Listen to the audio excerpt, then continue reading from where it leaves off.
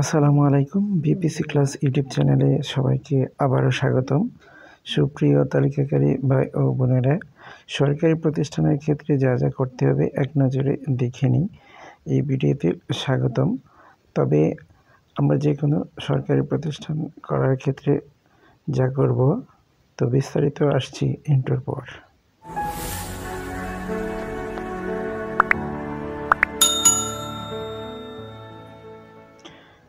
Number 1, সরকারি প্রতিষ্ঠানের ক্ষেত্রে ইন্স্যুরেন্স যে অপশনটি থাকবে সেটি প্রযোজ্য নয় হবে।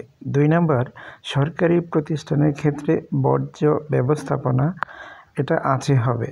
কেননা বর্জ্য ব্যবস্থাপনা বলতে আমরা বোঝাবো কোনো ফ্যাক্টরিতে যে ময়লা আবর্জনা নদীতে বা পানিতে পড়ে অথবা নির্দিষ্ট একটা জায়গায় করা হয়, সেক্ষেত্রে একটা অনুমোদনের ব্যবস্থা নিতে হয়। তাই আমরা এই জায়গায় বলবো আছে হবে। সরকারি প্রতিষ্ঠানের ক্ষেত্রে পরিবেশগত ছাড়পত্র এটা প্রযোজ্য নয় হবে। কোনো প্রাতিষ্ঠানিক বা শিল্প প্রতিষ্ঠানের ক্ষেত্রে ছাড়পত্রের একটা বিষয় থাকে, কিন্তু সরকারি ক্ষেত্রে সেটা হবে না।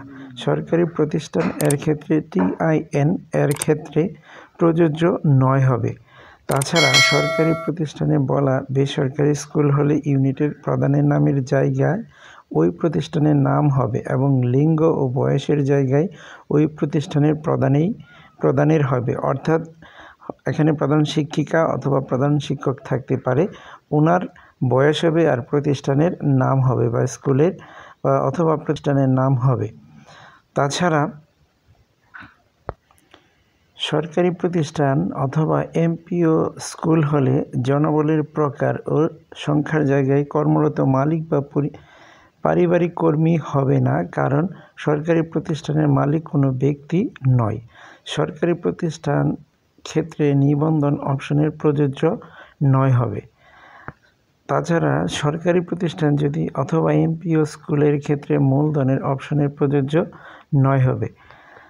9 নম্বর, সরকারি প্রতিষ্ঠানের ক্ষেত্রে আয় 0 হবে আর ব্যয় দেখাতে হবে, কারণ সরকার ওই প্রতিষ্ঠানের কর্মকর্তা কর্মচারীর বেতন ভাতা ও অন্যান্য কেনাকাটা বাবদ বাজেট বরাদ্দ করে। তাই আয় না থাকলে ব্যয় থাকে। তবে MPO বা ভূমি অফিস হলে আয়ও আছে এবং ব্যয়ও আছে। মূলত এই তথ্যটি এক ভাইয়ের কমেন্টের রিপ্লাইগুলো আমি তুলে ধরার চেষ্টা করেছি। ভিডিওটি ভালো লাগলে অবশ্যই সাবস্ক্রাইব মাই চ্যানেল। সাথে থাকার জন্য ধন্যবাদ। সবার সুস্বাস্থ্য কামনা করে আপাতত বিদায় নিচ্ছি। আল্লাহ হাফেজ।